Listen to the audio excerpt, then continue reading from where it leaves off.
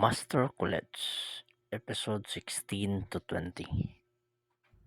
The martial arts competition was still a week away, so Zane decided to stay in the dragon prison. He sought to decrypt the golden essence pill that Alora had given him. At the same time, he utilized his extra marrow-purifying pills to complete the last step in the forging of bones and enter the sixth stage of body tempering. Compared to the tranquility of the dragon prison, Kintyre County proved much livelier. On the third day of Zane's retreat, tens of thousands of people waited near the city's gates. I heard that Prince Jorah is coming, Murmured one woman to her friend, a buzz of curiosity hanging around her words. but why on earth would someone as important as him come here? Several people overheard and joined in the conversation she was having with her friend. Seriously? Isn't he supposed to be the most talented one in the whole royal family? Someone else decided to chime in. Do you think it has something to do with Terran City's army recruitment drive? The woman who had started the rumor snorted with derision. No way! The prince has never had anything to do with that. Besides, isn't that beneath him? Why would he be bothering himself with something so trivial? Another woman a few feet away shushed them all. You should keep your voices down when you're this close to the city gates. Even Malik Kramer is here to welcome him. Don't let him catch you gossiping about the royal family. Above the city gates, Malik stood with his hands behind his back as he looked into the distance. He was flanked by Bram and Lyle. Bram held a sword in his hands and sported a fervent look in his eyes, while Lyle leaned against the stones in front of him. Malik suddenly started to laugh. I always thought that talk of Prince Jorah being Bram's cousin was just a rumor, but it's clearly true. Is he going to supervise the martial arts competition? But Lyle didn't reply. He simply smirked and admired the scenery from their vantage point. A seemingly endless procession slowly came into view, and their arrival was signaled by the rhythmic beating of drums. The large group of people marched forward in columns led by at least 50 soldiers clad in golden armor made of python scales. They were sweating profusely, as they had traveled thousands of miles. Their spears and battle axes gave off a grayish-black light, and a vast amount of energy was being released from their bodies. Every one of the soldiers had at least achieved the seventh stage of body tempering, meaning they could easily lay waste to Kintyre County in less than a day. Behind them, war horses were lugging treasures, delicacies, gold, and silver, which all glistened in the sun. The women were wearing light muslin dresses and hairpins that glowed with a green light, while their ankles were adorned with anklets made of electric eel bones. Several people in the crowd took note of their enticing figures and welcomed them with hoots of approval. At the back of the procession, an enormous demonic beast lumbered into sight. The horn in the middle of its head gave it the appearance of a rhinoceros, but its striking scarlet eyes singled it out as a second-rank demonic beast, meaning it was the equivalent of a martial artist who had completed the foundation level. Every time it took a step, the earth trembled and dust emanated from the city's walls as if they were crumbling. Is that a jade horn rhinoceros? Did Prince Jorah really manage to take such a ferocious beast as his mount? His mouth dropped open as he saw the large, bed-like saddle that hung over the animal's back. It was draped with opaque, yellow cloth, and a young man lay inside. He was wearing a long robe, a crown adorned with a large pearl, and a belt with a fist-sized jewel at the front. Two disheveled women traveled with him. One was hugging him, while the other lay in his arms, openly flirting with him. Prince Jorah glanced around at his surroundings and sneered. So this is Kintyre County, huh? What a dump. If Lyle hadn't used the heavenly sword technique as a means of getting me here, I would never have bothered to come. He frowned and shoved one of the women away from him.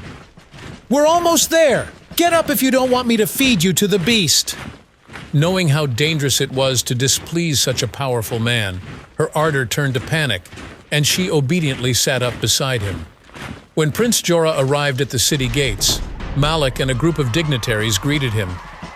There's really no need for formalities, the prince told them. After all, we're family. Kintyre County is such a delightful place, and I'm so envious of you. If you'll allow it, I'd like to stay here for a while and enjoy myself. He looked around and forced a smile. Lyle noted his strained expression and stepped forward to bow and introduce himself and his son. It's an honor to meet you, Prince Jorah. My name is Lyle Martell, and I'm the patriarch of the family. My son Bram is here too.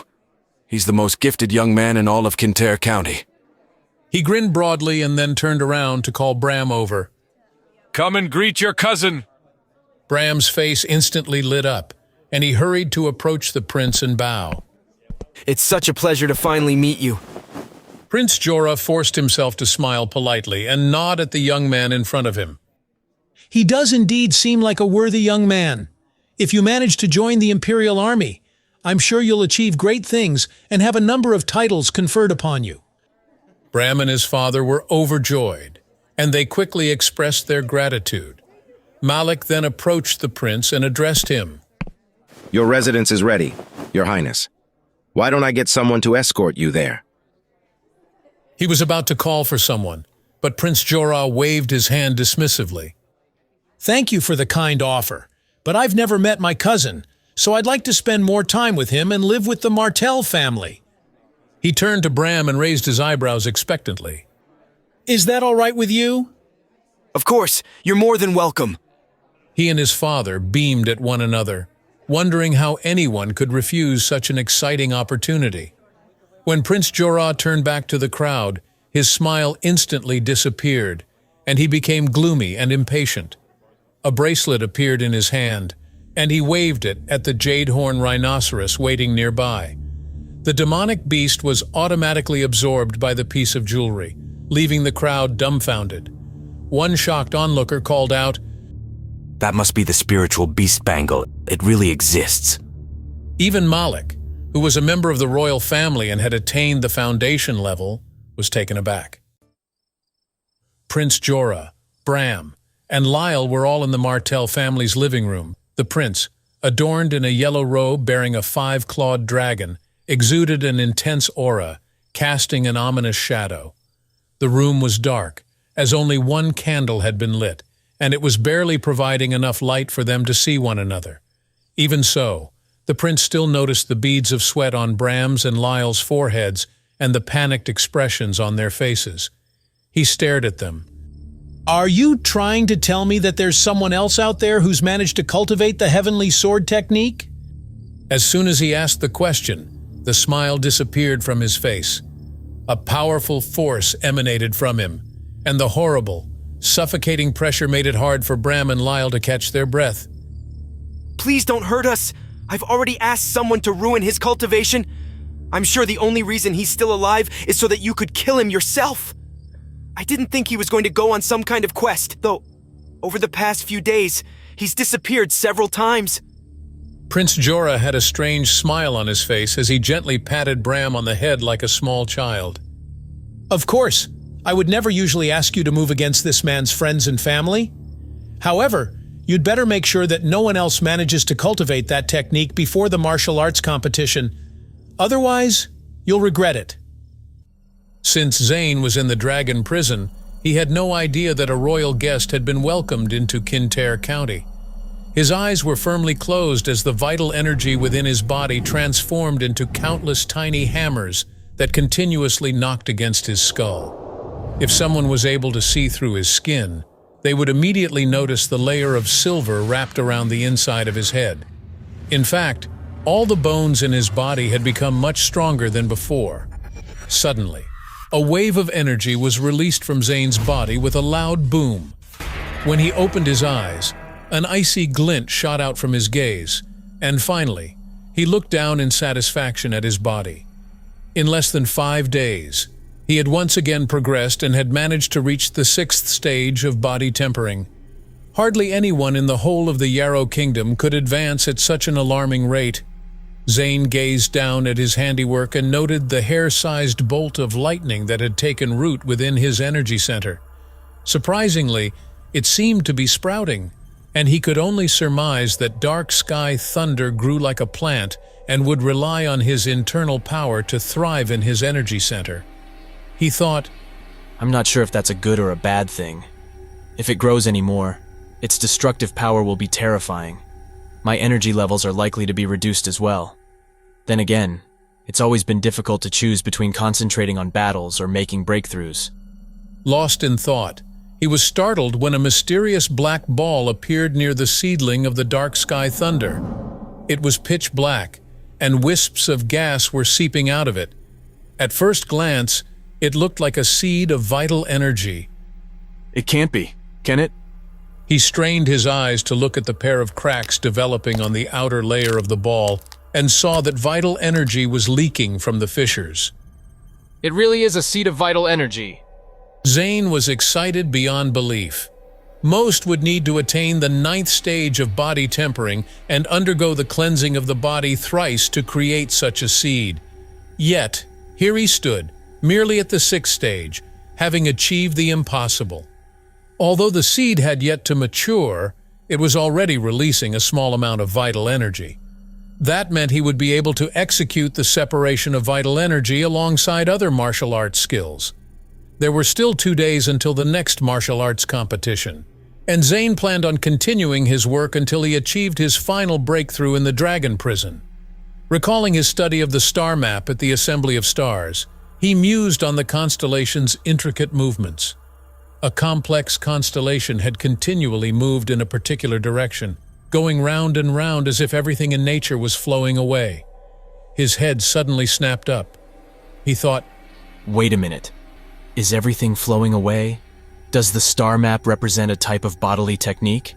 It's as if a cultivator is like a star in the universe, hiding away using different orbits, and everything has its own course set out before it. I understand how it works now. As soon as he came to that realization, the dark shadow suddenly began to move. A gust of wind stirred beneath Zane's feet, while a flash of light enveloped him as if he were being swallowed up by the stars. It was almost as if the dark shadow had transformed into a star in the universe, and its movements were fleeting, meaning it was impossible to track. Hours passed as Zane delved into these cosmic mysteries, becoming a part of the celestial expanse but still detached.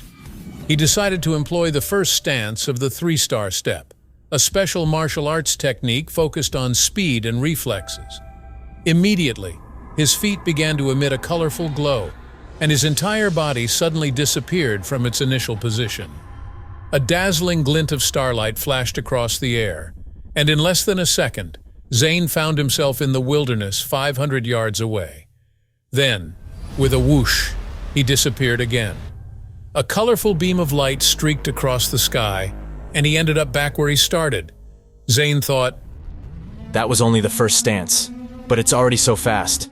If I were to execute all 3 stances in quick succession, I'm not even sure if an expert at the foundation level would be able to match me. By the end of the week, Kintyre County was bustling with more activity than ever before. The city gates saw a constant stream of people, some hawking their goods, others chatting, even bickering as they moved in and out of the city. The streets leading up to the city gates were already occupied by stall owners, who were selling all manner of goods.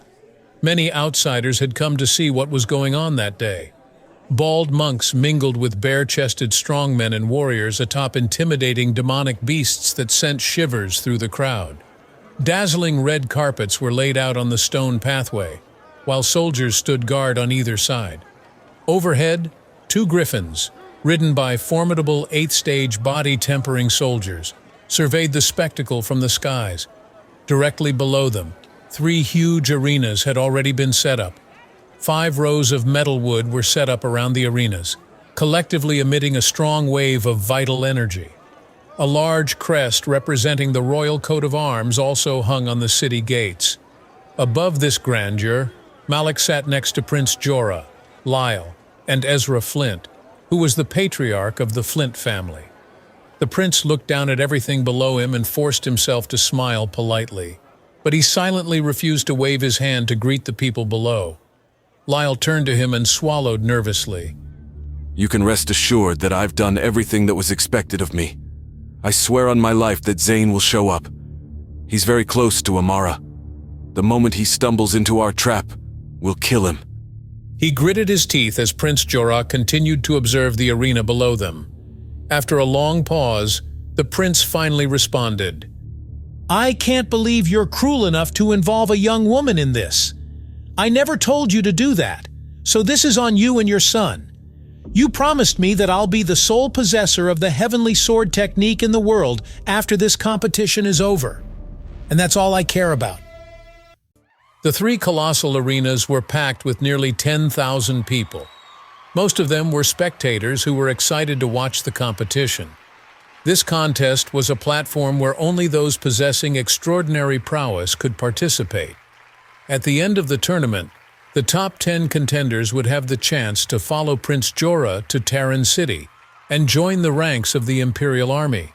Such a feat could help them gain status in the Yarrow Kingdom, possibly even drawing the attention of the Five Spirits sect. As a result, everyone was keen to win. Zane stood firm and waved his sky sword, ready to begin fighting. Welcome to this year's martial arts competition. Now, here are the rules. We will call 2 numbers at a time, and the corresponding competitors should enter the ring. The winner of that match will enter the next round, where they will face another opponent. The 10 people who win the most rounds shall earn their place to join the ranks of the Imperial Army in Terran City. Another man stepped onto the stage and announced the numbers for each of the 3 arenas, and then the fights commenced.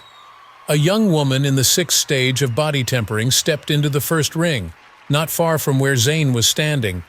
She held a long, thorny whip as she looked at her opponent, attempting to intimidate him, even though he was twice her size and already at the 7th stage of body tempering.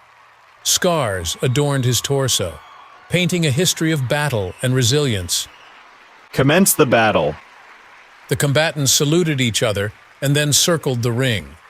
The female fighter tapped her whip lightly against her thigh before gliding forward with light, graceful movements. She swung the long whip around and then lashed out, slapping it against the burly man's side and splitting open his skin. The blow drew blood, but the man didn't even flinch. The woman smiled, assuming she had the upper hand. Just as she was about to continue her attack, the man flung his hand out and grabbed the whip. With a roar, he pulled it toward him, lifting the woman off the ground and throwing her right out of the ring. When she didn't get up after the count, the host announced, "The winner of this round is contender 176. Time passed swiftly as the competitors fought round after round in the 3 arenas. Zane was stunned by all the different techniques and weapons he saw, but he was confident that he could defeat most of them with a single strike. By the 15th round, he couldn't find a single person he thought could last even 5 moves against him. As a new round began, the host called out, and a familiar figure walked into the ring.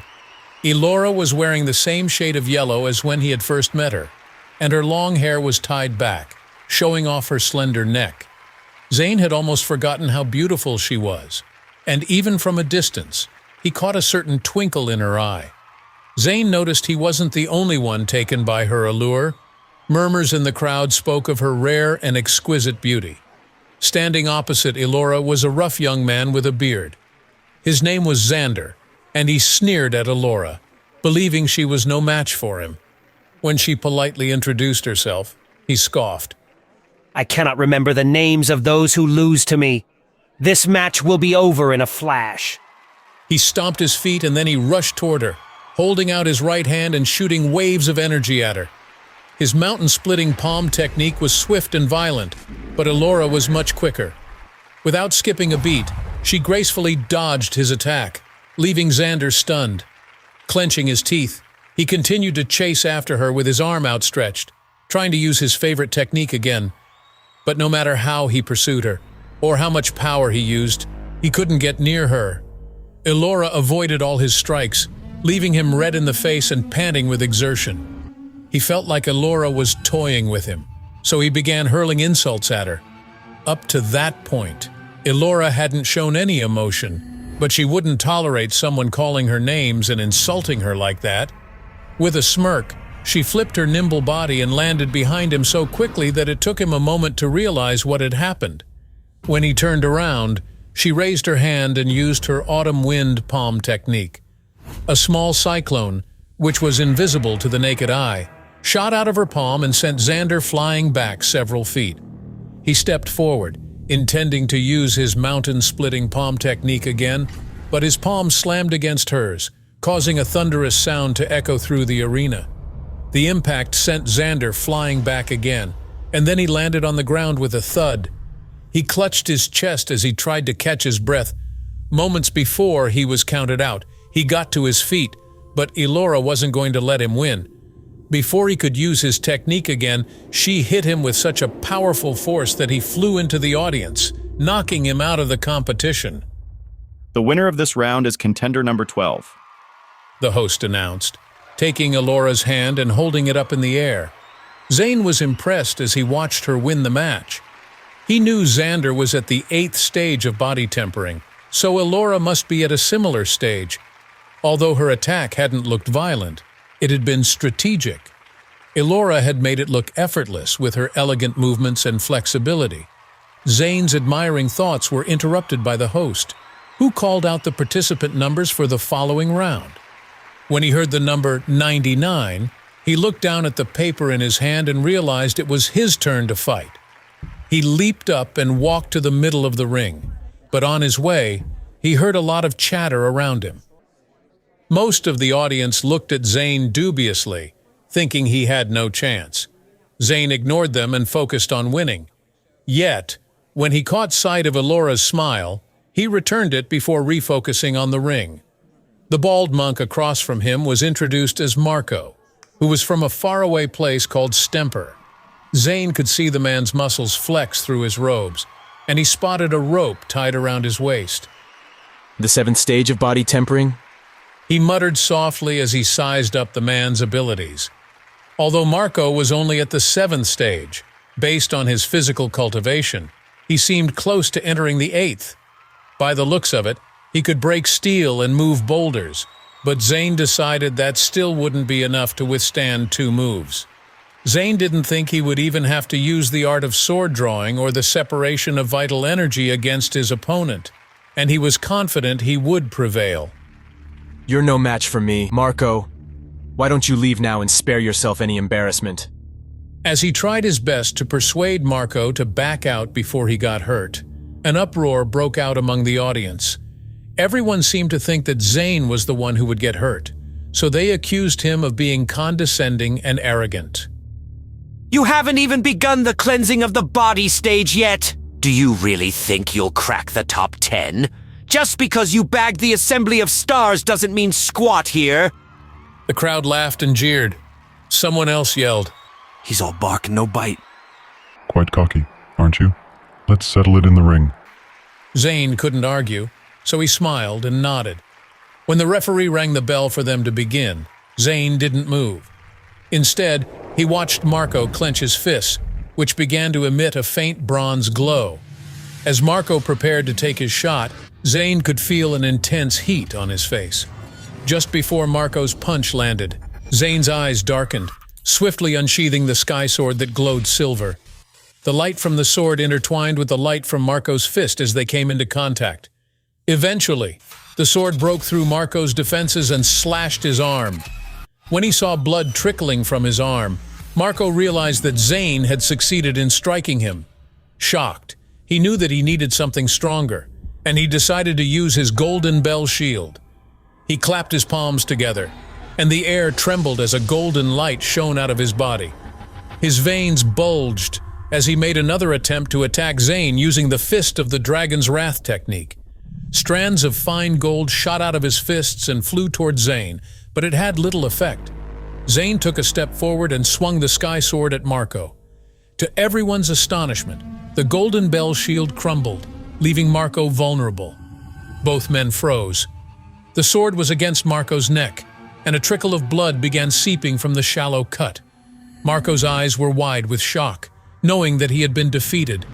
Sweat dripped down his forehead as he looked at Zane in amazement.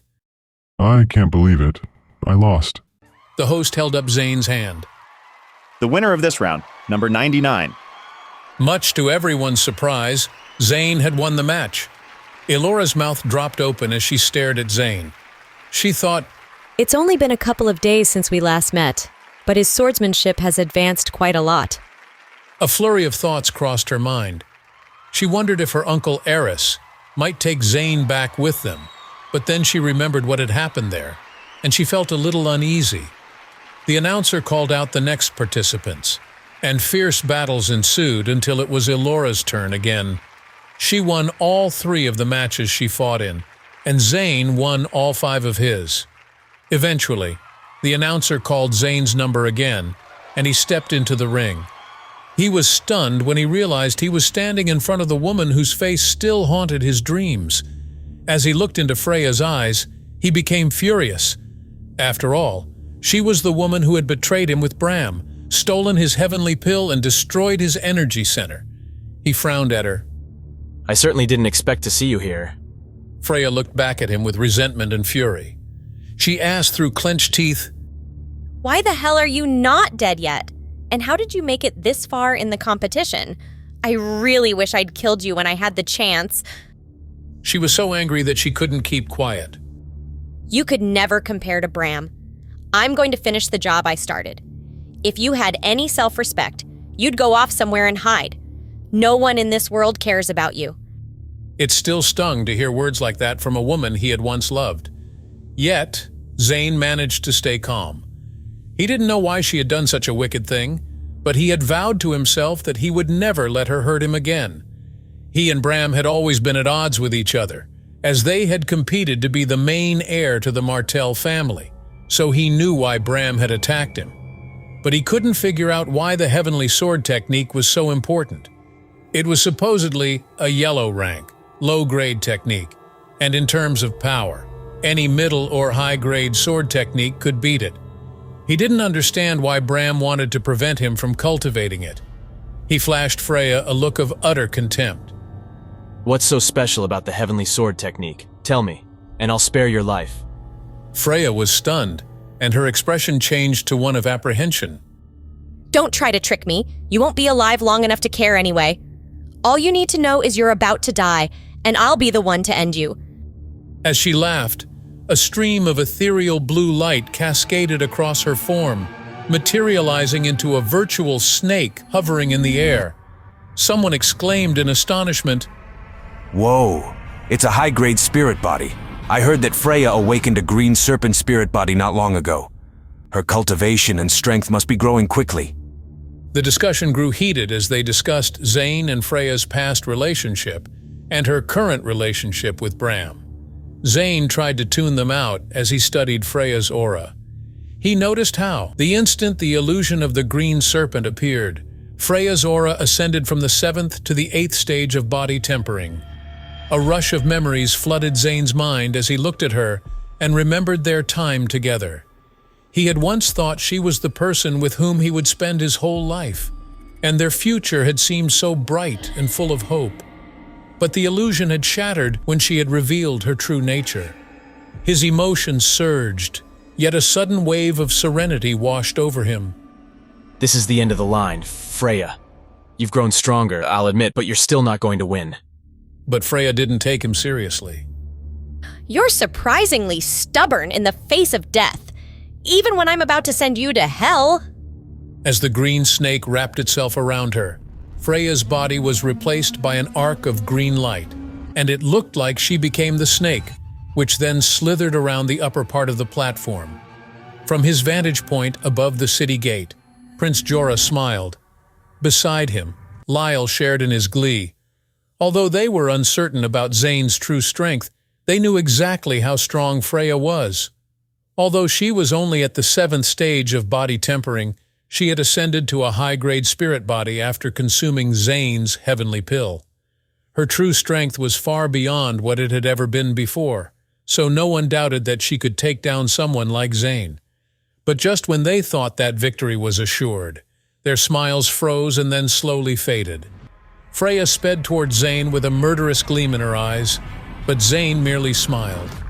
Then he took a small step forward and employed the first stance of his 3-star step technique. His entire body began to glow with colorful starlight, and then he disappeared, only to reappear behind Freya, sword in hand. The sword emitted a chilling glow that made the audience gasp. The crowd could feel the murderous intent coming from the sword's light, and they held their breath as their anticipation grew. Zane used his art of sword drawing, and a stunning silver radiance surged upward, colliding with the barrier shrouding the arena, scattering light in all directions. The referees began to panic as they realized what was going on. They ordered people to remove the barrier, but it was too late. Zane pointed the sword back at Freya, and the powerful light cut through the dark green shadow around her, causing it to disintegrate and scatter on the floor. Freya was left lying there, injured, with streaks of blood soaking through her clothes. Her fall was so swift it went unnoticed by all. She was no longer the beauty she had once been. Zane's strike had left her completely disfigured. Prince Jorah and Lyle could no longer recognize her. They stared wide-eyed at the stage for a moment, and then they looked up at the flashing barrier over the stadium, which looked like it could shatter at any moment. Prince Jorah looked like he was on the verge of losing his mind. He shouted at Lyle, "Is this what you meant when you said Zane was a weakling? How could you let this happen? He obviously found the secret to the heavenly sword technique and fully understands it. This is a disaster."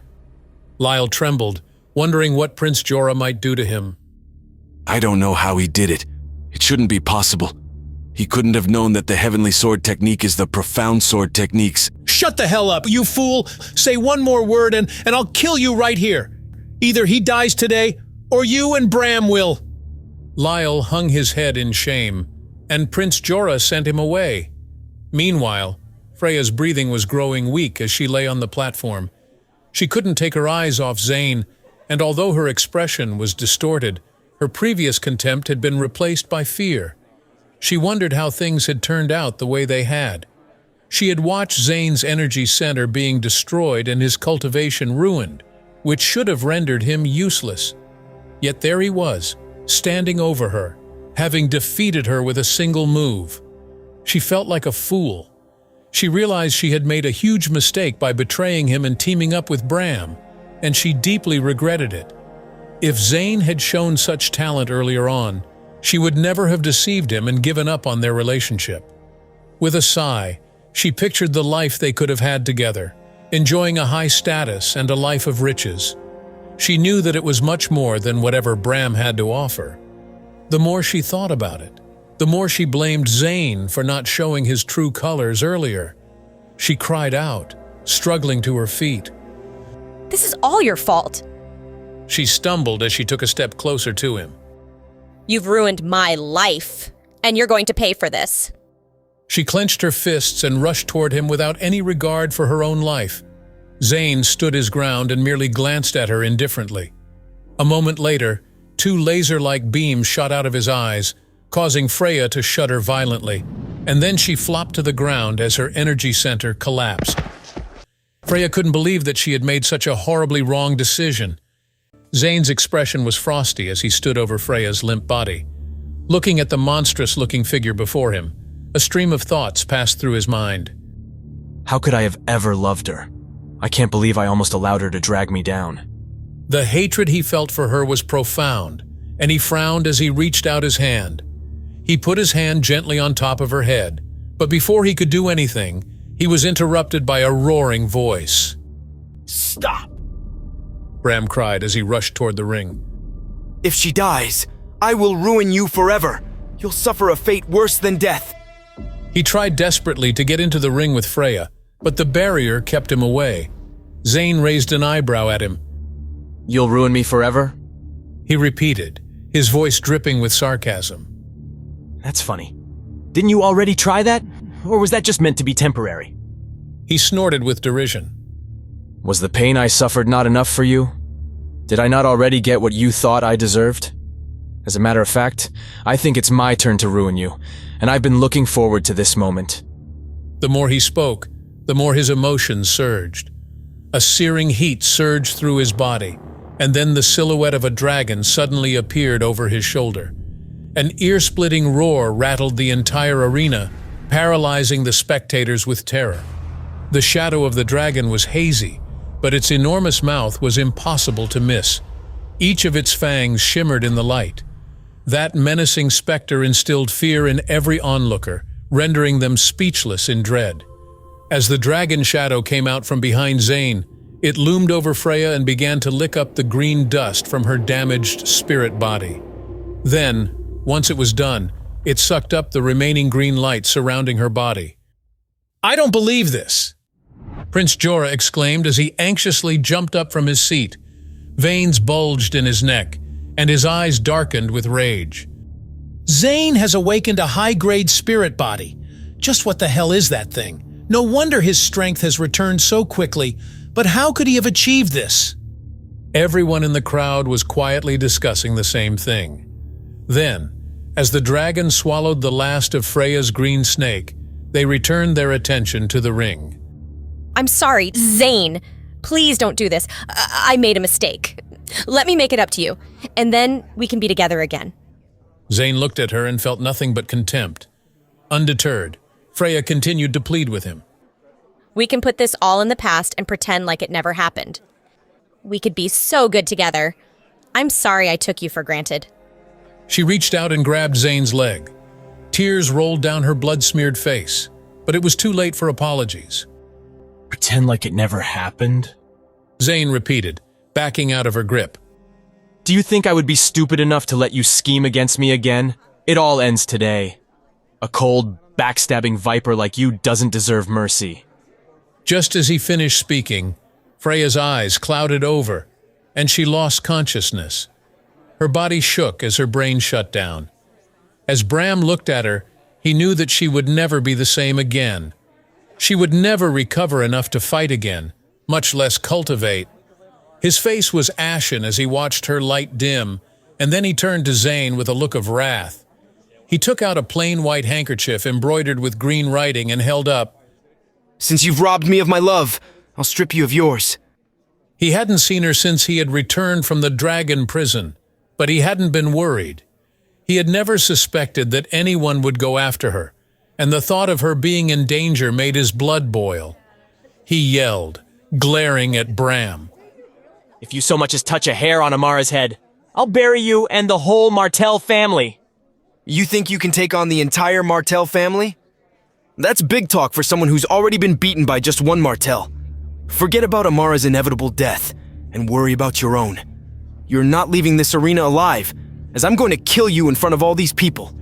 Then everyone in the whole county will know that the Martell family has only one heir. The spectators all looked at each other in concern, but no one dared to speak, as no matter which man won, they couldn't afford to offend him. Watching from above, Prince Jorah smiled. Then he stood up to give the referee instructions.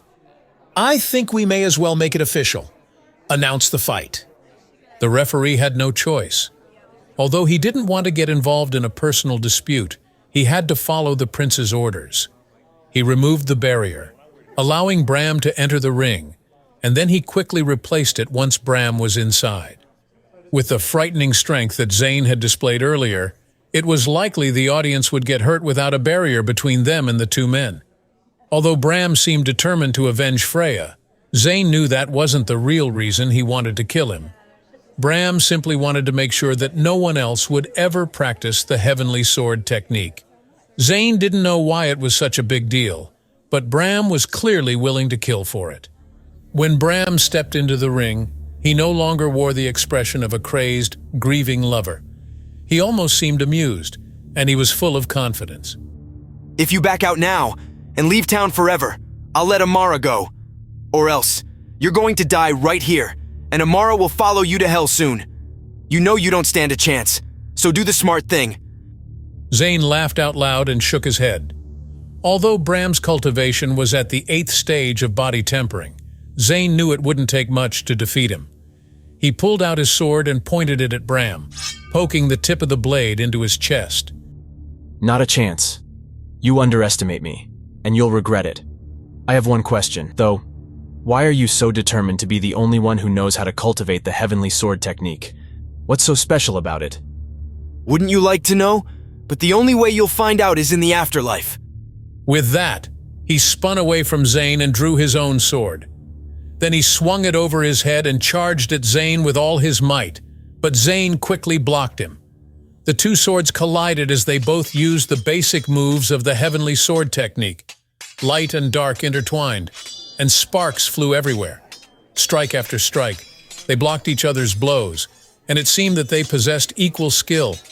Everyone began to wonder if it would end in a draw, as neither of them appeared able to defeat the other. Bram then decided to change things up and use the art of sword drawing, but Zane was so familiar with the technique that he quickly matched him with the same skill.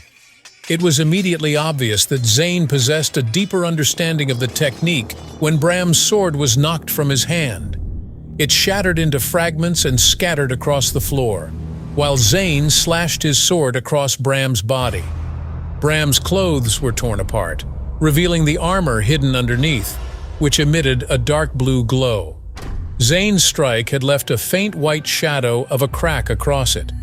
Zane was shocked when he realized that the armor was a genuine energy artifact.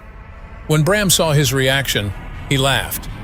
Then he put his hands on his hips and looked down at the armor. Oh, I guess I forgot to mention that I'm wearing a genuine energy artifact. What are you going to do now? Unless you have the strength to kill a practitioner at the first stage of the foundation level, you're screwed. Genuine energy artifacts were items made by special craftsmen who engraved unique symbols on them to increase their power. They were so powerful that they were thought of as divine. It was rumored that some extremely powerful, genuine energy artifacts could defy the laws of physics. Even defensive artifacts, like the armor Bram was wearing, could not easily be broken, so it appeared that Bram was invincible. But Zane wasn't going to let that deter him. He charged at Bram with full force and tried the art of sword drawing again. Bram didn't bother to dodge the strike. He was propelled back several steps, and the surrounding barrier shook violently with the force of the blow, but no damage was done. However, Bram became a little nervous when he saw that the glow surrounding his genuine energy artifact was slightly dimmer than before.